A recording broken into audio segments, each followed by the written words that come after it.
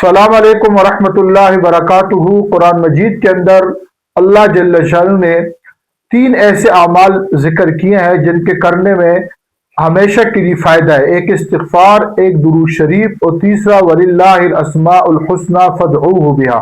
अल्लाह पाक फरमाते हैं कि मेरे अच्छे अच्छे नाम हैं, इन नामों के ज़रिए से मुझसे मांगो।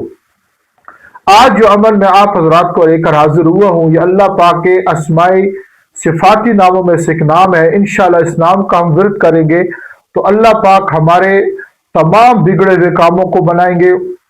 खुसूसन इस ज़माने में जो रिज़्क़ की तंगी के हवाले से जो भाई मेरी बहन परेशान है, इंशाअल्लाह उसकी परेशानी अल्लाह पाक ज़रूर बज़रूर ख़त्म फरमाएंगे। जब अल्लाह खुद कह रहा फदऊहु बिहा कि इसके ज़रिए से मांगो, तो अल्लाह पाक खुद कह रहा मांगो, तो हम जब मांगेंगे तो अल्लाह देगा।